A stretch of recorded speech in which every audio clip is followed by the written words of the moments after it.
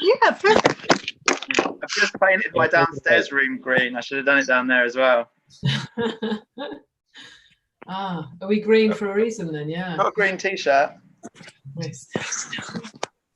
Oh, I should have worn one.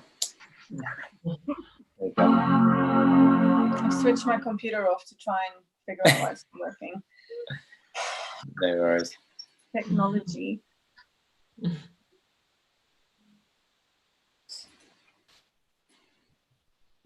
Okay, I'll just give it another minute or so.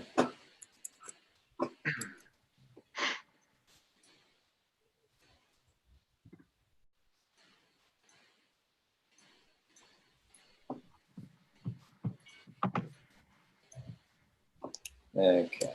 Yeah. Get my ducks in a row, in a line.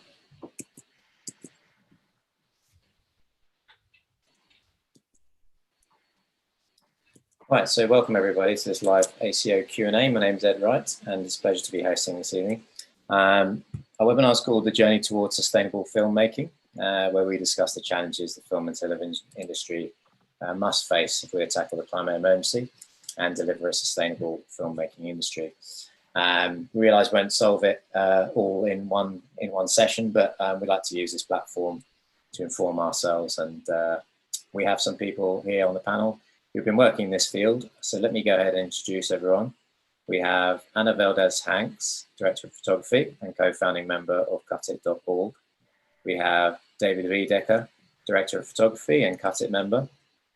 We have Jason Henwood, First AC, who's been successfully encouraging all the camera rental houses to go green and change working practices whilst working on sustainability with Bectu. We have Khandiz Joni, hair and makeup artist, who's been working in sustainability for some time and is a Cutit member. And we have Laurence Johnson, second AC, who is Bectu sustainability representative for Camera Branch. I believe that's everyone. How's everyone doing? Good. All good.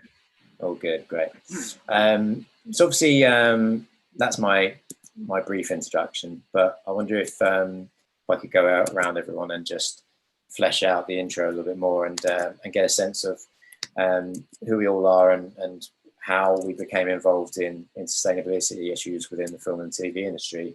And if I could start with you, Anna, and starting up Cutit, really. Yeah, Cutit began after myself and Sarah Cunningham, another DOP, we started to both become extremely, we'd already been concerned about the climate crisis for some time, and that just sort of ramped up, you know, several levels over the last couple of years. And originally we went to the Illuminatrix members, which are a collective of female cinematographers, and together we formulated a number of pledges, things that we would personally decide to do, which was a very difficult process, because what we realized in forming those pledges were that each pledge somewhat puts you in potential kind of conflict situation with the producer, because you're often asking for something for the producer to do, or you're saying, you know, I don't want to fly, I'm not going to fly anymore to Paris or whatever it is.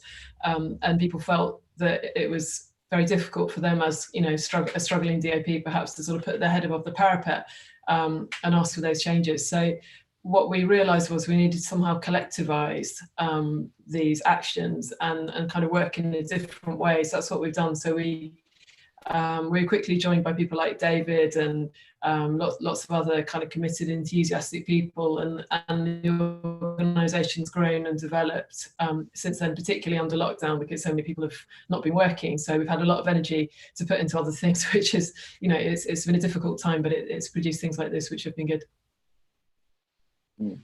And you mentioned David there. I wondered that was probably a good segue to mention, bring you into this, David, and your involvement with Cutit, and you know, where was your passion for this come from? Yeah, I just felt before, when I worked in the film industry, I kind of had to leave my kind of personal, you know, my ethical values about the environment and so at home, and it didn't really have any place, as Anna mentioned. And also, you know, whenever, yeah, I lost a few jobs, like commercials, where I just kind of put my foot down.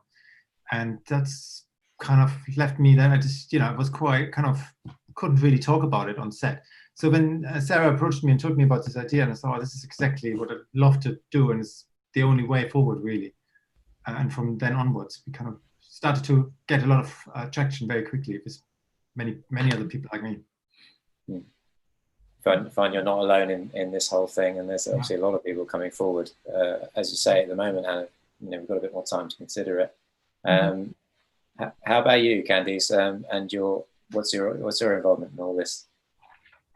So I've recently joined Cut It, but my background, as you introduced me, is in hair and makeup, and I've worked in hair and makeup across film, TV, fashion over the past many years. And just in terms of the amount of product that was coming across my table, and consumables, in 2012, I started greening my kit because I just couldn't deal with the waste anymore. And it led me down this entire route to ultimately landing up here speaking to you guys about collaboration for sustainability. We can't just do these things independently. We really need each other if we're going to push ahead. I'm going to go, I'm not really hierarchical, but I'm going to go first AC, then second AC. Jason, how about you? Yeah, I think my journey started when I was a trainee. I think, like, as David and Anna said, it's, you walk into a film set or into prep and you leave your ethical values at home, sort of thing. And as a trainee, I started realizing how wasteful the industry was. And, starting off with the prep room, the amount of plastic you go through with cables was really sort of hard hitting to me. And sort of realizing that and going, why do we need to use this? I started asking questions, but I was quite refrained from speaking out loud because as a trainee, I felt like I couldn't. So it wasn't until like a little while afterwards, as I started stepping up, doing some traveling as well, like seeing the worlds and the oceans and being very aware of this, that I realized that I had to do something more. And as I said, like when I went to Bali and I saw the oceans, the beaches and the oceans in Bali, and it was just horrifying from the amount of plastic. And already, like, I had that mindset of trying to be, really thoughtful about what I used and, everything like that. But,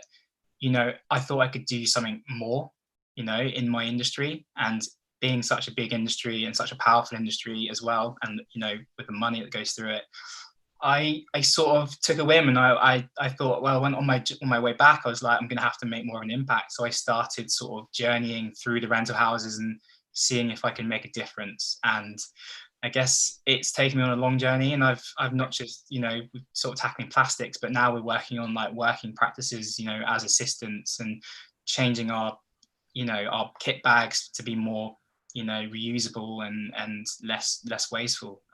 So yeah, that's my journey, and I'm here now with everyone else, and it's amazing to sort of unite and work on this huge issue together. It's powerful. It's powerful and exciting as well. How about you, Laurence? Yeah, so I have been kind of involved in, I suppose to say, kind of environmental activism for a few years now, going back really to the previous COP in Paris, and love my job, love working in film, but always, as David said, often felt that there was kind of my home self and my work self in terms of my kind of effect on the environment, and had a kind of was just feeling very strongly about this while I was away the end of last year on holiday, and kind of said, right, well, when I get back, I need to start doing this, and I wanted to work through the union. I believe in the power of the union and collective power that we have. Very strange timing, just as I was having this whole thought process, got a message from Jason, who I think had seen some of my kind of Facebook posts, and invited me to get involved with the work he was doing with the rental houses. And so that kind of got the ball rolling, and then also started the work with the union. And that's really kind of snowballed very quickly. I think it's similar timing of other departments also starting to see the role that the union could play in this. So we now got members, environmental kind of rep roles in costume, in makeup, in post facilities, across the board. So still a lot of work to be done to we're still looking to reach out into kind of sound and into locations. We're really trying to use the union as a kind of force for good to to reach out and have a voice and train members in how to be more sustainable. It's really interesting hearing everyone's various different angles and approaches to it. You know, you'll come from slightly different directions, but all with a common interest. I wonder if I could just ask you, for people who may not fully understand what a sustainable industry is, what we put in our title. To you, Khandiz, what does a sustainable industry really mean? Where do we need to get to, really? Well, I'm going to just take a step back and say something that I've really noticed, not just in the industry, but across the board, is the misunderstanding of what sustainability actually means. It's very often broached just about environmentalism, which is obviously vitally important, but sustainability is about the balancing act between environmental, social, and financial implications. So I think that it's quite important to become aware of the language that we use when we're talking about sustainability, because if we're just saying, let's make a green industry, and we aren't being mindful of crew welfare and well-being, that's also not sustainable. And also, if we're not addressing budgets and we're not addressing where finance comes, we're not being sustainable. So it's about that holistic approach to filmmaking that supports all those three pillars. So I think once we can get that in place, that's a start towards a sustainable filmmaking future. Anyone want to add on to that excellent point? No, you summed it up. Well done. Yeah, I think Khandiz said that very, very well. But the only thing I'd really add is that this is a topic that has to be addressed at every level. It's not something that crew can do on their own. It's not something that production can do on their own. This has to be top and bottom. We need producers, we need studios, we need crew who are all considering this from day one when a production starts. It can't be something that's added on during a production. It has to go into the planning and the thought out process really from the earliest stages, and it has to be top and bottom. That's all I'd really add. I would agree with that, because I think that's been one thing I've learned on this journey. Was originally, you know, we felt, well, producers it has to come from the top, producers have to do it. And having talked to producers, they're you know, they're very worried about upsetting the crew, you know, asking the crew to do things like, you know, not everybody drive their own individual car to work, or whatever it might be. Producers will, you know, an average group of producers might be just as green-minded as an average group of crew, and they need us to ask for that change, and vice versa. So it has to come from both directions. So the crew need to use their empowerment to ask for that change, and they will find that producers will be really pleased. So it has to come from both directions. I think that's, David. Also, what probably has to change slightly is kind of the attitude that you know, we all work on film, and the only goal is to make the best film possible within the resources, and that's, you know, and we are all very passionate about it. So we probably have to shift slightly to a more kind of holistic thing. What Khandiz kind of mentioned, that we see the bigger picture as well. That it's not just a race to the finish line in terms of the best product ever, but there are repercussions with everything else. Mm-hmm. It's big business as well, isn't it? It's a huge money-making industry. So, you know, when it revolves around that, that's quite tricky, isn't it? Because that's we take a lot of pride in what we're doing, and we want to do the best. You know, so everything else comes kind of second to that, which is very much, I think, a character of our industry. Is probably not that much in other industries, and that's something really great. But we have to kind of probably put that into a slight perspective. Mm-hmm. I agree. I think some people.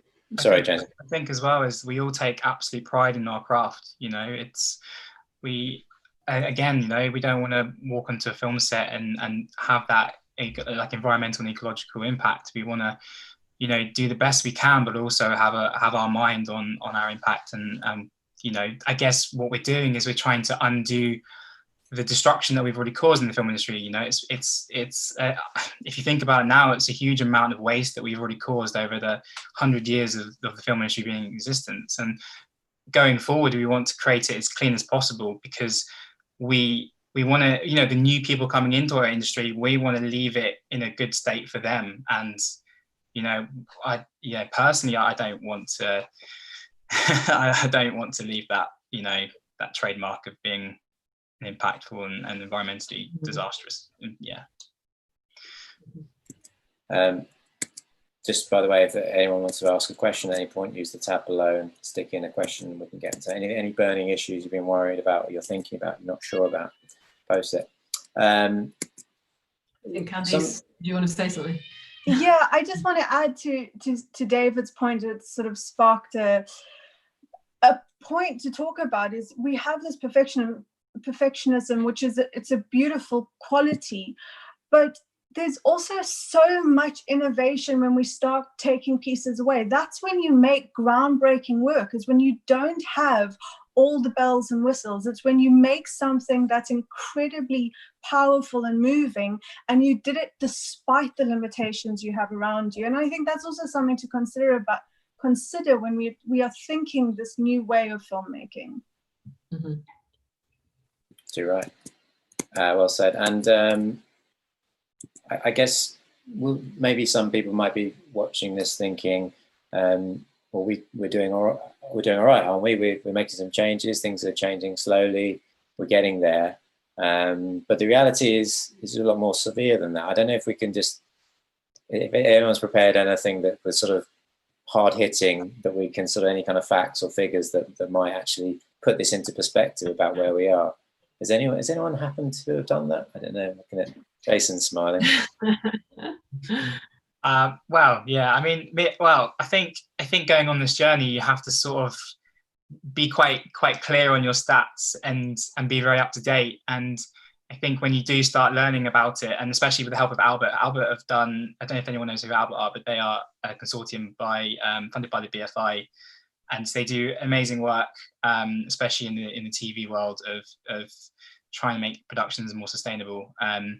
But yeah, like knowing about the statistics that they come out with is quite chilling. I think they say that 1 hour of TV equates to 12.9 tons of CO2 emissions, which, like, just to think that I think on average, one person emits in a year 4.5 tons. So already that's 3 homes or 3 houses worth, apparently, in a year of energy.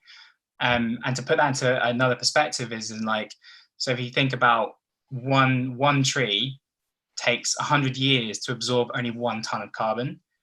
So that for me is quite a hard hitting fact, to think that only 1 tree can, it takes 100 years, and that's, not, well, maybe in our lifetime, who knows, but we're lucky.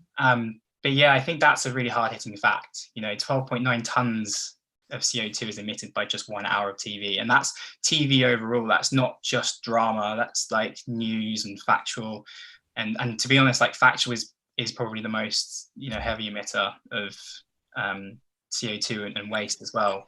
But yeah, I mean, Albert have done all this data, and I think it's all freely available online on their website. But I think stats like that is important to sort of visualize and realize that we are quite a destructive industry, even though we can't actually physically see that results that we're creating or we're causing.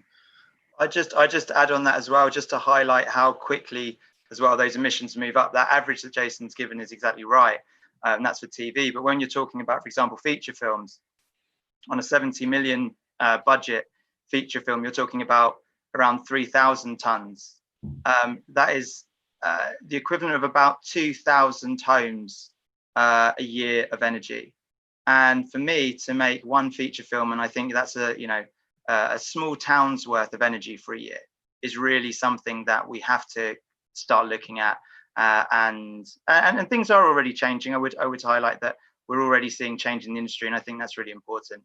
But absolutely, currently there is a very high cost to the work that we make, and it's something we need to look at.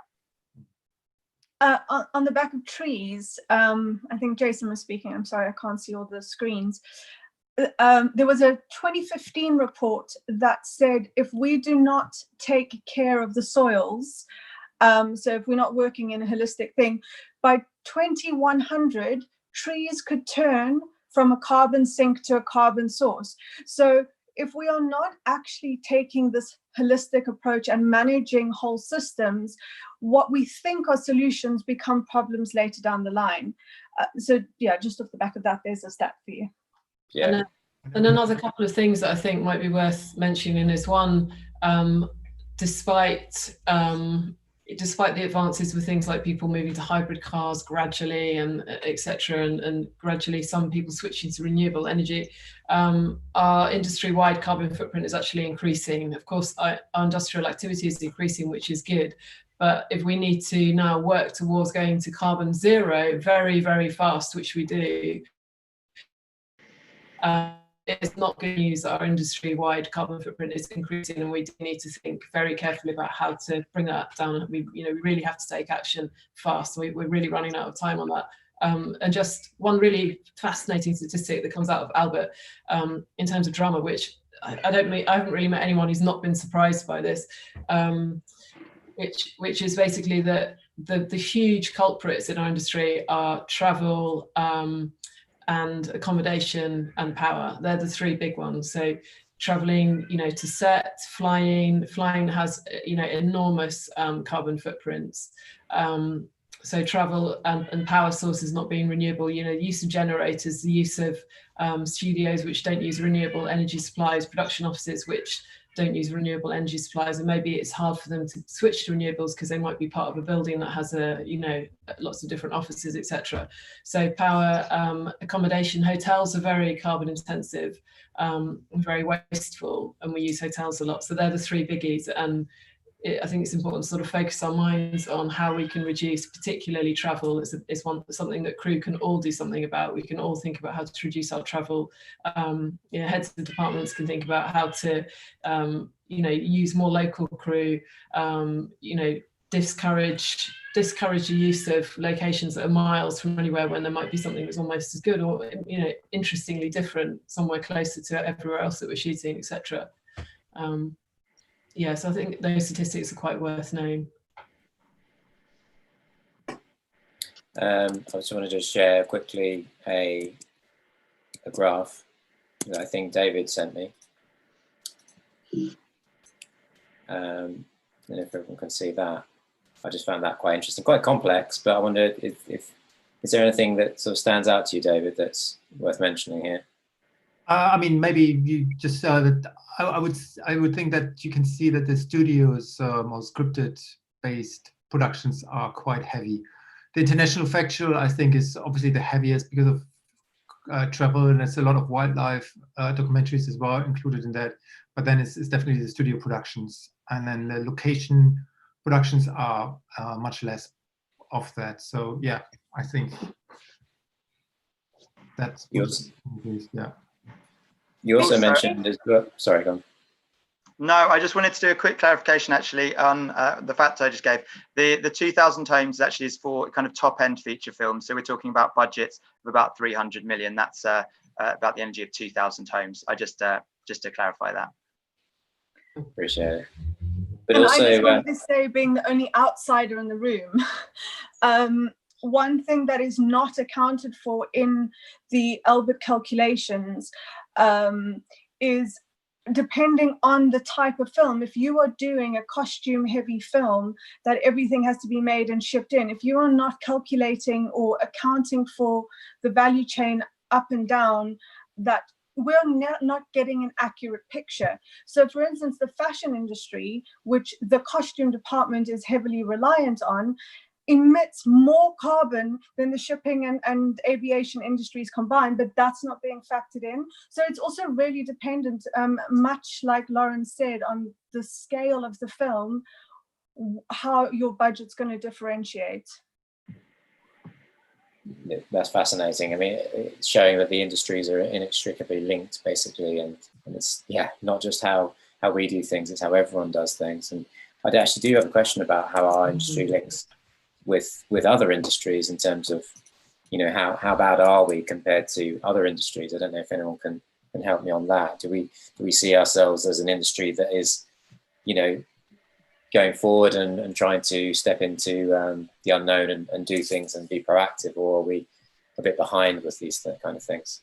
I think the funny thing about our industry is that we do the things that everybody does in normal life. We buy clothes, we travel, we stay in hotels. So whereas, you know, if you're working in manufacture or something, you're kind of, you know, you're doing things which are quite specific to that. But we're having to piggyback on whatever changes have come to reduce the carbon in those areas, and we can kind of, you know, make choices about using companies which are behaving better or worse. But essentially we're kind of engaged in lots of systems that are engaged in ordinary life. So I mean, how have our industry done in changing their ways? I'd say not that great, to be honest. In television have done better because television's more regulated, and in areas of industry that are less regulated, we've done almost nothing. So I don't know how we compare. I don't know how you would compare, but yeah, that's kind of my assessment. Sorry, David. I just would like that. Very much said it, but as far as I heard, it's the film industry has done a lot less in other industries in terms of carbon emissions are much higher compared to other industries. And the second thing is though that I think what we always in the film industry is always kind of quite unique is that we're very a bit innovative. So there's also a possibility that we can change things around much faster than other industries because we constantly have to change and adapt in our jobs. Mm-hmm. So, you know, I think as Khandiz said, there's an enormous opportunity as well to make something out of this and get creative. Mm-hmm. I think also our industry is quite it's quite hidden from the public sort of light because people just see what they see on the TV screens and the cinema. So I think it is quite hidden, and also like comparing ourselves to other industries. I think we need to like not compare ourselves and just do as much as we can from a ground up, bottom up sort of effect. I mean, comparing ourselves is the wrong way of looking at it, I think, and I think we just need to do as much as we can, as quick as we can, and do it. Yeah, not you know, we have got a target of emissions of 2050, like, you know, net zero, but we need to do it in 5 years. We need to do it in 10 years because, you know, the emissions that we're, you know, putting into the ozone now, the planet now, is going to have a detrimental effect in 30 years time. So we don't see it now, but we see it in 30 years from now. So yeah, we need to just act and not compare. I think that's my angle. There's a quote which I always try and drop in because I think it's so true, and it kind of mirrors actually kind of what Jason's saying slightly, and it's from Mark Carney, who I think is the former governor of the Bank of England, and I think he's done a lot of fantastic work. And he had a quote where he says, "Achieving net zero emissions will require a whole economy transition. Every company, every bank, every insurer and investor will have to adjust their business models." And I think that is so important. It is something that is going to happen in every industry. And we can either drag our feet and be forced by legislation down the line to take action, or we can, saying be ahead of the curve isn't quite right anyway, because we've missed that curve. So catching up with the curve and trying to lead our own path and not be dragged through it kicking and screaming, I think is our role and something that we can do. And, you know, you look at a lot of the tech companies that have come out over the last year. You've got Apple, Microsoft, Google, Amazon, all pledging carbon neutrality by 2030, by 2040. You know, Microsoft talking about being carbon positive, carbon negative. So I think, you know, we really have to realize that the world is already changing on this. Every industry will be changing on this, and we can take control and do that rather than being forced to do it, which is what will happen sooner rather than later. And I think there's also a role for us to demand that from productions, and those productions can demand it from the studios as well. I think, you know, it has to be a kind of, not necessarily lobbying, but I think we can say that we have a right to work on sustainable productions, I think. Yeah. I wanted to, I know we sort of covered it a little bit already in terms of the biggest factor, Anna, which is obviously travel. But I wondered if I could sort of dig into it a little bit deeper, because it is a really tricky problem. I mean, I'm just thinking about, you know, high-profile actors being flown around the country, all over the world, you know, and recce's and these kind of things. And is there any kind of sort of idea of a solution that, you know, to sort of work on that or you know, improve that really? I think the first thing is we all need to change our mindsets and switch into different gear, and that's starting to happen. But there's a lot more of that needs to happen. I mean, just the fact that, you know, none of us realised that travel was the major problem in our industry until we found out. So, you know, until everybody knows that, we're never going to be able to make that switch and start changing things. We need to really start, you know, spreading the word in whatever way we can on social media, through talking to people, through starting conversations. On every job we go on to, we need to be talking to producers and just starting those conversations. People will start going, oh, flying's bad, you know what, we shouldn't fly here, maybe we could do it differently. Just starting those thoughts is a major challenge, actually. And then I think there are, you know, Zoom is great. There's ways that we can now reduce, there's ways that now we can start to reduce travel. We did an interview this morning with Seamus McGarvey, which will come on the Cut It social media soon. And, you know, he was talking about now wanting to prep remotely so he can start to fly a lot less, for example. And there's things like that can start to happen a lot more. And, you know, the coronavirus has given us that small gift, at least, that people are now prepared to work in those ways. We just need a sea change of attitudes, and we do need some kind of policy change, because I think without policy change, we're just going to be tinkering at the edges. But it's kind of drawing everyone into that and getting everyone really thinking, really geared up for that is the thing that we need to do. To your point, Anna, just a personal anecdote about how COVID has actually started to shift mindsets. In November of last year, I decided that I was actively going to finish my makeup kit and just not replace any product. And once it was done, I was just no longer going to be a working makeup artist. And a lot of the producers and stuff I was working with said, well, you know, like, what do you mean? What are you going to do? And I said, well, if you want me to come work, we can ask the actors and the models to bring their own makeup. I'm still going to have my tools and equipment. And people laughed at me. And now people are literally saying, oh, well, you can be a makeup artist, but you can't apply makeup to anybody, and you're going to have to do it remotely. And so just, you know, these, what feels like these really heavy, overwhelming things, which obviously are, but they also have these opportunities to allow people to see something where they didn't know it could exist that way before. Mm-hmm. Yeah. And also, yeah, you know, like COVID, we kind of discovered that a lot of other values, or, you know, work-life balances and those kind of things, and that is heavily connected. So it's not just it's not just bad news for everybody on a personal level, I think. So where are we? I'll look at my proof sheet. I want to on the travel thing. I know, David, we had a conversation earlier about car travel is quite a big factor as well. I suppose my question is electric vehicles really an answer to that, you know, to eliminate combustion engines, you know, with the cars already? Is that a sustainable answer? I mean, yes and no.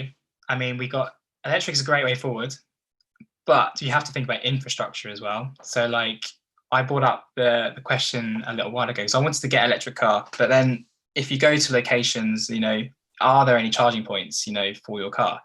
And can production like set those up? You know, do they have the infrastructure to set up, you know, 20 different charging points for different crew coming in? And the answer is no, because you have to think about where that power is coming from. You know, is it coming from a diesel generator, you know, which they usually have? So I think like it is the answer, but I think we're very behind on catching up with the demand in electric cars. And I think if going forward, you know, each studios need to start implementing more charging points, because I think Pinewood has probably like 3 or 4 out of the whole Pinewood Studios. It's mental. So I think, yeah, it's a great idea. Hybrid is definitely catching up as well. It's getting really good. But again, like, we need to think about other ways of getting to and from set. And I think trains at the moment with COVID can't take public transport. So we have to think about, can we car share? Is that a risky thing? I think, who knows at the moment? I think cycling is the best way. Let's cycle everywhere. Khandiz. I was just going to say that's a beautiful example of the difference between sort of environmental management and sustainability.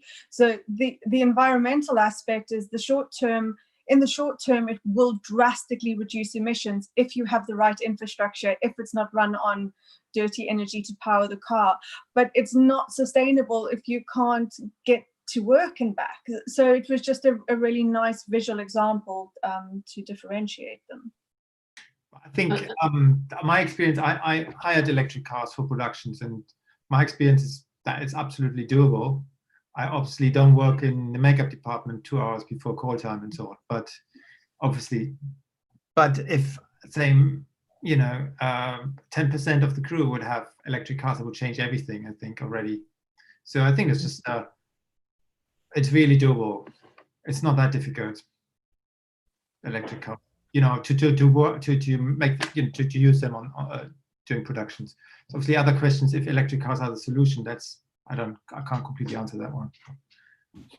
Question is whether there's a charging point for you when you get to work and then you can't get home because you haven't got any juice left in the battery. That's the question that I've been asking for ages now, but who knows? I think the range of electric cars. I think the range of electric cars has really jumped up this year. We're talking about a lot of new releases this year. Kind of, you're talking 200 miles plus. I think that kind of range does give us the desired range where we can get to work and back, probably without needing to charge at work. Whereas previously, when you've got ranges of 110, 120 miles, it can be quite difficult.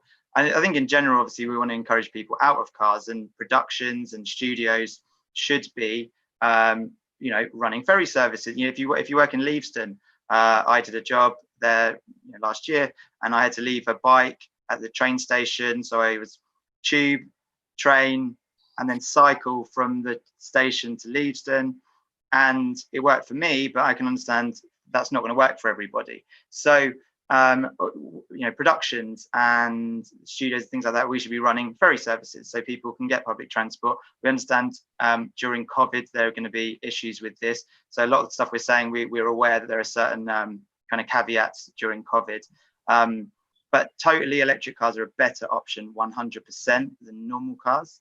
But still, let's look at other alternatives. As Jason says, let's cycle, let's get public transport once we can again. Well said. I've a COVID-related question. What is your perception of how we are in terms of, because I know there was Laurence, we were discussing some of the activism side of things, and we've got Extinction Rebellion. There's many protests.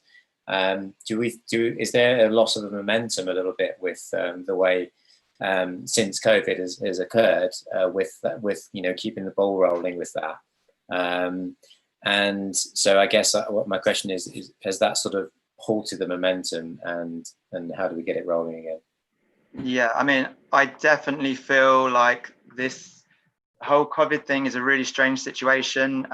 It's made people reflect on nature and the natural and the kind of world around them, but it's also completely disrupted up until last year, environmental activism was seen as quite fringe and wasn't really didn't have the mainstream appeal, and then last year, kind of really with the Extinction Rebellion protests, with the school strikers, really kind of went mainstream, and it was definitely, I think, for many people who were involved with this work, it felt like quite a watershed moment. COVID happened, and all that kind of work ground to a halt. People couldn't go out on the streets, they couldn't come together, and it definitely has been a big speed bump. Equally, it's been a time when we've seen the effects of nature, that what nature can do to us as a society, and I think it's made people also reflect on, if this can happen with a virus, it can happen with a natural disaster, and really, seeing that we are affected, and especially our worlds when we live so insulated from nature, when we live in cities and we work in offices, and people feel quite, nature can be quite abstract. So to suddenly feel like it's on our doorstep and it's shut down the entire world, I hope will be something that obviously I appreciate it's a terrible situation for many people. I would never wish this on anyone. I hope that we will learn a lesson from that we have to take our position in the world seriously and make the adjustments that we need to avoid the situation again going forward.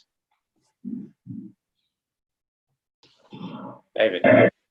Just want to say also in that respect, I think the film industry has a big role to play in bringing out the message. It's not directly connected to us working people, but the stories are so influential and really form public opinion that, you know, if your hero drives a Range Rover or drives an electric car, has a massive impact on people's attitudes, for example. That's just a very simple example of, you know, it can go much further than that. And so we can we can really inform the whole discussion in the public about this. The other thing I was going to mention, sorry, Khandiz, I was wondering next. The other thing I was going to mention, of course, is that the concern, I think, is if we are all going back to work, is the obvious thing of the use of PPE. And with using PPE, I've heard a couple of stories that aren't confirmed about having to use single-use products, almost like it's been enforced. So obviously that's a step back, isn't it? You know, in terms of the way we're going with it. Well, it doesn't have to be, because you can get sustainable PPE as well. So that is very possible. And you don't have to use throwaway cups or cutlery. You could bring your own. You could wash it.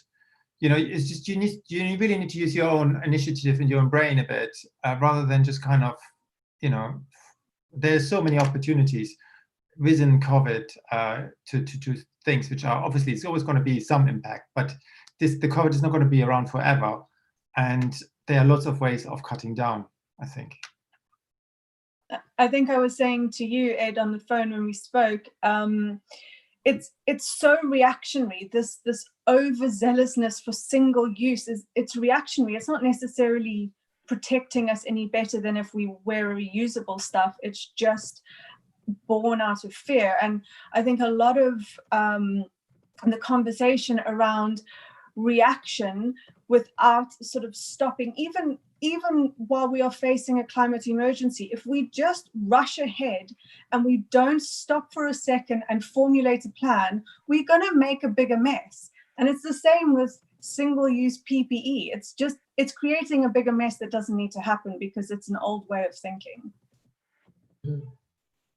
I agree, and I've got a funny statistic, because I've heard a lot of productions now who are demanding that everyone uses single-use face masks, like on productions, and I think it was an article on The Guardian about a week ago, and it was related to the Greenpeace doing some statistics, and I think it was like 66. If everyone in the UK wore a face mask, a single-use face mask once a day for a year, we would cause 66,000 tons of extra plastic waste a year. So, and there's, you know, reusables, like we can use reusable masks. There's no question about it. It's just education and keeping up to date with all the information that's coming out. I mean, it's crazy. Like, you know, we can use reusable cutlery and plates. There's no difference in the harm that we get from the spreading of the virus. You know, there was another article that 125 virologists sent out a statement saying that reusables are just as safe as using single use. So why is it that our industry is just going for the easy options and the easy way out, and, you know, using all the single use? It's crazy. It's scary. It actually scares me, the amount of extra waste that we're going to cause. Maybe this is a good time to bring up your work with Bectu, Jason and Laurence, and we could talk about the document, which we've been talking about. What I'll do is I'll share the screen for everyone so they can, but perhaps you could just explain what this document is and what its intentions are. Laurence, do you wanna hit this? Yeah, can do. Yeah, cool. So if we'll bring up the document. So basically, this document was really is Jason's brainchild. Jason, you sure you don't want to explain? It was your baby to start with. Yeah, I can give it a go, and then you can fill in. It's 50-50. Yeah. So like, this document all came from when we did the BSc show. We did a webinar. So Sarah was there and Anna was there on the panel, and it went really, really well, and it was amazing. The sort of people were really amazed and quite quite engaging on the topic. And so after that, I had a lot of messages and assistants approaching me, asking me what else they could do to sort of minimize their impact in their working practices. And I sort of walked away thinking about what I could do. Instead of emailing everyone and messaging everyone like individually, I could come up with a document.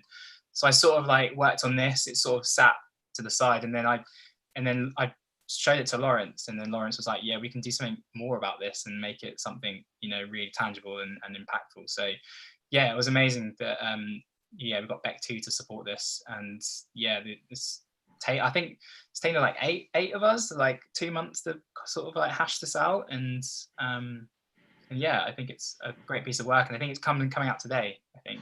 Yeah, it's being released today, and we'll be kind of sharing amongst many organizations, kind of getting support.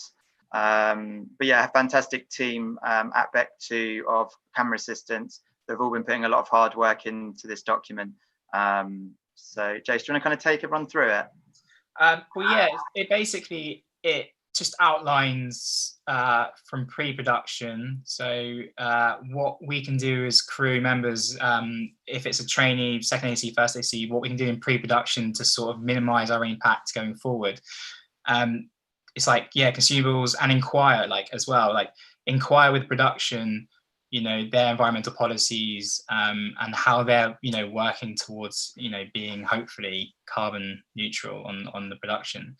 But also making them aware that you as a camera department are making an effort to be as sustainable and, well, at least impactful as possible. And that's bringing your own cutlery and reusables and stuff like that. So yeah, it's quite a detailed outline. So, you've got camera prep there, which is like, use less tape, recycle as much as possible, how to prep, a mobile charger station, stuff like that, to wet weather covers, wet weather gear, like, instead of using single-use shower caps, we have alternatives to that. We don't have to go through all that, that rubbish, that waste. Travel as well during production, simple things like that. Batteries are quite a big, they do take a lot of charge and a lot of power. But yeah, it's just really simple, really easily laid out. It goes through D-Rig. And then at the end, if you look in the appendix, we've basically outlined and listed loads of reusable kit essentials, basically, and just given you loads of links of what you can have instead of using single use. So yeah, you can see rechargeable torches. It's just really basic stuff, really, but you can sort of keep reusing and has a lifespan of years and years and years. What is really good is we've got a letter which basically is a template to send to productions, so you can customize that as much as possible, but we sort of outlined the camera department and what we are doing to be sustainable, and of course approach that topic in a sort of in a sort of neutral way as possible, and not to be demanding or anything like that. We want to work with productions on this. We don't want to make them angry at us and think that we're sort of overstepping the mark. But yeah, I think it's really useful to have all this, and people can just customize it and use it as much or as little as they want. Yeah. I think one thing I'd just quickly add to that. So obviously we're aware a lot of the people we're talking to today aren't assistants themselves. They are operators. And I think what we would love your support in is ask your camera team to look at this document, ask them to implement it, create a plan before you start shooting. And I think that really is a kind of, I know that often, as Jason said, when you're a trainee or you're a loader and you might want to do things in a better way, if you don't feel that your kind of team is interested in it, and those people more senior than you are interested in it, it can be quite hard to change practices. So I would really urge and ask anyone who's kind of listening to this, that the next job you go on to, ask them to find the document. It's going to be on the Bectu Camera Branch website and on our Instagram. And find the document day one, ask them to all read through it and start helping your camera team be sustainable. And we can change a lot of these wasteful practices that are just, you know, done from ignorance and how things have been done. So yes, that's what I would add to that. You obviously mentioned there, we get camera operators amongst other viewers watching this now and afterwards, and HODs. So, and this may seem an obvious question, Anna, but I mean, how important is it for HODs to take this responsibility during prep, to, you know, to cut down, or, you know, intend to cut down their carbon footprint? I think it's crucial. I think you have to begin doing things. I remember Jason telling me how he started taking his like own bowl and you know, cutlery, and when he started doing it, his team just started doing it, you know, kind of automatically. And I think it is that thing of leading by example. You have to be the change you want to see. You know, that's really important. But apart from that, also as an HOD, you have huge power to reduce the carbon footprint, especially as a director of photography. You have say over locations, you have a huge team, and you can decide where you look for those teams. If you're shooting in Northern Ireland, you really need to bring a focus puller from England, you know, when there's people out there, and dig a little deeper, find people that are local. I mean, that is a massive contribution you can make, because, you know, power is very important. You can use local power. You don't always, I know it's if people don't like to, you don't always need to have a generator. You know, you can source local power. I worked with cameraman David Odd as an assistant, and for 2 years he just decided not to have a generator, and we worked on lots and lots of different dramas, and we didn't have any generators. And that, you know, that is a heresy for a lot of people. But as long as you get your location team on board, they can find you local power in most locations. There might be a couple of days where obviously that's not going to be possible, but we can change the way that we think. As I understand it, for example, in Germany, you might know more about this, David, but you actually aren't allowed generators unless you. If you need a generator, first you have to prove that you can't install a local electrical substation before you're actually allowed to have a generator. So, you know, we can move towards different ways of working. We just have to kind of break through that wall of thinking this is how it is and this is how it will always be. So we need to get creative, and we need to think about how we can change. Yeah, just on the generator point, I had a little example actually. There was in Flanders in Belgium, they did a study where they used distribution boxes for their power there, and they trialed it on a show called Buck, and they basically worked out that if they had used a generator, it would have used about 38 tons of CO2 for the duration of this shoot, cost around 18,000 euros through running costs, and by using the distribution box, they used 2.4 tons. So that's from 38 tons down to 2.4 tons of CO2. And it also cost the production 6,000 euros. So, you know, 18,000 to 6,000. So it's really massive, the figures and the differences we're talking about in terms of CO2 output by making those changes. And also saving production money. And that's another thing I think is really important that we need to remember, is that economics and environmentalism are no longer enemies. For a long time, that was a big argument, and it held true and a lot of the time. And now that's not the case. Economics is on the side of generally making the sustainable decision. You know, you look at just general energy, you know, power. So offshore and solar are now the cheapest forms of energy on Earth, bar none. They are cheaper than any fossil fuels. So this is no longer a fight between money and environmentalism. They are basically friends in this fight, and that's really positive. Can I just add to that point? I'm so glad you mentioned that, because even when you were talking through your document, I think that's another point to, even if you're having to buy your own materials, it is a cost-saving exercise. If you're looking at it at a cost per use, you can look at it from a financial point. But if we cannot have a conversation around environmentalism and finances, we're never going to have these breakthroughs. And that's, I think, it also plays back to the importance of collaboration across departments, that you can solve solutions for other departments. Again, just using a very personal example, as a makeup artist who has to get stuck in a green easy up to do makeup, and then the actor goes to set and the skin color is completely wrong, and the DOP is like, what the hell have you done? But if somebody from lighting came and said, actually, I've got a little light I can lend you so I can balance it out, we have a much quicker, easier solution. But because these conversations are so stagnated and difficult and siloed, it's very hard to have faster breakthroughs. I hate to say we can be a bit interdepartmental sometimes. At times, I have to say, you know, I was giving the analogy to Khandiz. I used to work in Woolworths, and I was working on one department, and someone said, "Oh, yeah, I've got a question about toys." I said, "It's not my department. Go and work on something." But no, that's probably the extreme version. But yeah, there's definitely we could be more harmonious and closely linked, couldn't we, as departments? That's just a yes. Yes. Right. So where are we? I wanted to ask you, David, about you mentioned earlier you were doing some work approaching studios and in terms of switching energy providers and how much of an impact that could actually be useful. Yeah, I just kind of, I'm probably, because I'm a bit lazy, I just thought this is a really easy way of making a massive impact. And it's a subgroup of Cut It. I'm not doing it with other members of Cut It together.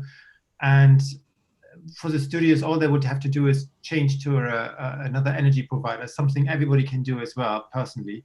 If you change to renewable energy, you save a huge amount of your carbon footprint right there with the signature. And it's very easy to be done. It doesn't take any time. Obviously, there are bigger implications for the studios, but it's really doable. And it is not that much more expensive. Some studios have done it, like Ealing or a studio, Black Bad Wolf in Cardiff, and I don't understand why not all studios could do it. What is actually the problem here? And that's what we're kind of working on, trying to find out what the difficulties are, if they're really difficulties, because it's such an obvious and easy solution to mitigate a lot of CO2 very quickly. I suppose the value of getting these super easy wins, and we were talking about this, Khandiz, weren't we, about the low-hanging fruit, if you will. You know, these kind of wins have momentum. They do. So where are we? We've done the document, and I've also asked about studios' role in all this. I guess, you know, they are hugely powerful, influential businesses. So you know, what further changes do you think they could make from the top down, or does it have to come from crew? Or, as you said, I suppose it's a two-way thing, isn't it? Yeah, I think there are changes happening from Disney and Netflix. I think they're quite, but it's obviously hard for us to really understand what's happening and how much, you know, it's very hard to get a clear picture of that. But I think things are happening on their front as well, and it has to come, as Anna said, both ways.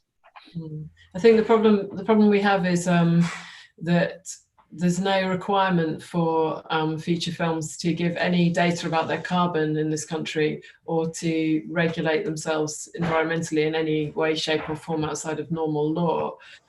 So we've got a massive problem there, which is a huge sector of our industry is completely do what they want. We don't know what they're doing, and that's a big issue. So one thing that you know, that we would like to see is that you know, all productions receiving tax breaks in this country have to give their carbon data. I mean, how are we going to move to a zero carbon future, which is now legally enshrined, if we're not actually taking ownership over our industry and being out and having data for it? It's completely nuts.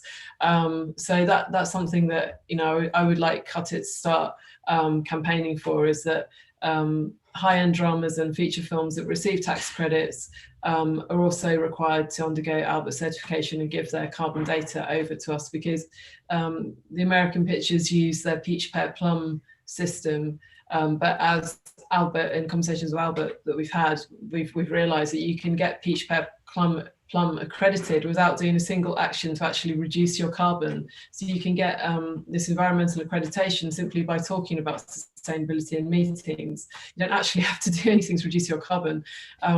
We've got to bring this in-house now. We've got to bring this, you know, under British control. If we're shooting things here, we need to start getting hold of where we're working, and policy change has to happen. We need to grow the movement with the crew and get a greater understanding for all of us, and then through that we can start to make policy changes, and that's got to happen. I think Anna's absolutely right. I think there's been far too much you know, it's been run as a business, and therefore the competition side of it has meant that sharing of data has not happened, and that's a really, really big problem. Again, you've got many other industries now talking about sharing environmental data, sharing best practices, and that's absolutely what we need to be doing. And kind of going back to the studios, I mean, I definitely think we should give credit where credit's due, and you know, I know a lot of the studios are really working to have switched to renewable energy providers, Pinewood and Leavesden as well, as far as I understand. And according to their website, it says they are. So maybe they're lying, David. That's disagreement. That's not the case, I'm afraid. Okay. I know. Okay. Greenwashing going on the websites then. So it'd be good to talk about that. But you know, Sky, for example, Sky are building new studios in Elstree, and they're going to be carbon neutral. And actually, Sky as a business is going to be carbon net zero by 2030 as well. So obviously, I think we need to as David has very well highlighted, we have to, the proof is in the pudding, and there's a lot of greenwashing that goes on in many businesses. So we need to make sure that they are doing what they say they're doing. But I think that change is already happening, and I think that is a positive thing to see, but we need to keep pushing, and that's what I think we as people working in this area need to do, is to keep pushing them forward. I think transparency is key, isn't it, throughout the whole industry. I think competition needs to be set aside, especially when it comes to our planet and this cause. And I think organizations like Cut It and now Bectu and, you know, the BFI and Albert, and, you know, we are gaining some momentum and some power that we can hopefully one day, you know, really get that from all these companies and tell them, you know, we need to know this information, this data, it needs to be readily available. You know, it's only so much you can put up on the website. As you said, greenwashing is so easily done. And yeah, we need some law or the government really, like, you know, making that an important factor to be as transparent and as possible, basically. But again, you know, it's not just studios, it's rental houses as well. You know, like my mentality when I went into it was like, let's all change this together. Let's come together. Let's put all our differences aside. We're all fighting the same cause. Let's be transparent with each other. That's key, and that's important, I believe in. And they do now a little bit better, but I think it's going to be a constant challenge, I think. Very kumbaya of you, the let's all work together thing. Yeah, absolutely. And I guess my other question I've got is, Khandiz, so we're having this conversation now, and I'm actually, Cut It is relatively young, isn't it, Anna? Is it 2017 you started out? Since the beginning of the year, really. Yeah. So in like 5 years time. Since January. All right. Okay. So actually, yeah, relatively. So in say 5 years time, where do you see, or what's the dream situation to be in? Where would you like to see us in terms of the industry? What are we doing? That is a very difficult question. And it's a curveball as well, because because we are going to keep traveling to some extent, aren't we? We are going to keep needing to fly. So that is a very difficult question. We have to hope that all the other industries that we rely on have gone to, real carbon zero, and we have to reduce as much as we can our carbon output, and I think we have to offset. Hugely offset and really kind of bring that into everything that we do, and not as a way of allowing us to get away with everything that we want to do, but just as a sort of short-term mitigation of a very big problem. I think maybe 5 years even is even a tight scale for change, but may say 10 years even. Where would you like to see us, Khandiz, at that point? I would like to see competition being used in a more positive way, so that people are competing against each other, but we're competing who can make a film with the least emissions, and who can, use that camaraderie and that human nature, particularly within industries such as the film industry, as a driving force. I mean, I was on a job the other day, and as silly as it was, we had a leadership board of who was making the most environmental changes, and the crew that were not engaged, because there was competition attached to it, were literally coming to rat each other out as who wasn't recycling and who was putting things in the wrong bin. And I would like to see more of that happening, even in a year's time, to drive sort of real change and still keep things fun and entertaining and a little bit light in a very heavy space. It's a very interesting idea, Khandiz. I like that. I've not thought of that before. This kind of I'm stealing that idea as well. Environmental competition. As long as you credit me, it's fine. Maybe that's how we can use our interdepartmental separateness. Good effect. I think just to say the same question, I think what I'd like to see is the easiest option not always being the first option. I was recently on a job, and I went to, I'm not going to say where because I don't want to drop any names or anything, but I went to the top of the UK to shoot for 3 days, and I had 2 days travel, one on either side, and they said, we're going to fly you. And I said, well, I've got a whole travel day, I'd like to take the train. And I was just told, no, on this production everybody's flying. Now ultimately that is a decision that's been made. There was no reason why I couldn't get the train. I even offered to pay for any difference if it was more expensive. So it's down to ease and speed. And I think what I'd like to see is that the go-to options are those that consider the effect on the environment. And as Khandiz has said as well, sustainability that includes more than that thinks about people and crew and working hours and many other factors rather than just speed and money every time. Mm-hmm. And maybe I can add to the competition as well. We have a goal as well to achieve, which is cutting carbon by 50% until 2030, because otherwise we know what the consequences are. Not to frighten ourselves, but that can also be a motivation, a bit of a race maybe to get there. Mm-hmm. Yeah, because if we're doing the wrong kind of competition, we won't have a industry to compete within. Just simple as that, isn't it? Mm-hmm.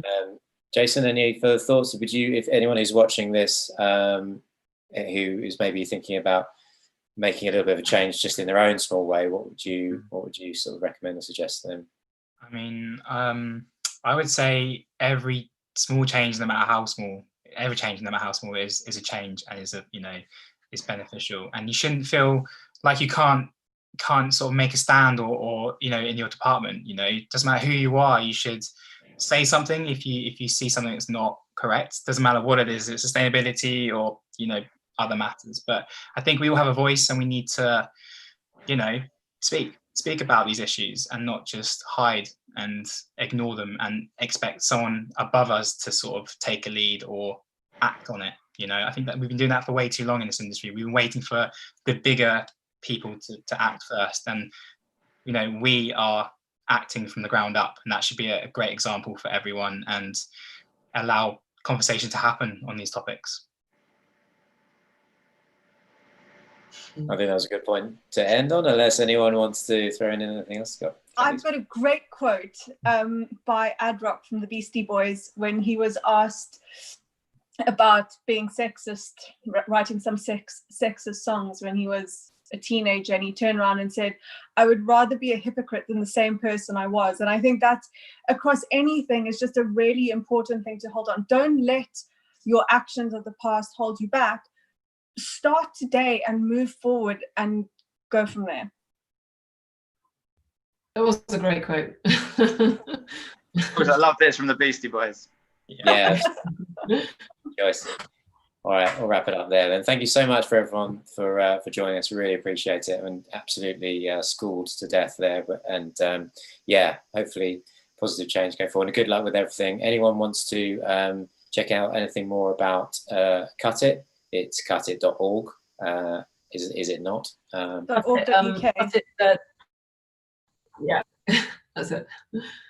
Cutit.org. Cutit.org.uk. Yeah. Perfect, absolutely. And any more information through Bectu, Laurence? Yeah, head to Bectu website, Camera Branch website, or through Camera Branch Instagram. The documents can be on there. We're also launching videos and tutorials and all sorts. And yeah, so you can find us there. Fantastic. Awesome. Thank you so much, everyone, and stay safe. All the best. Thank you so much. See you soon. Cheers.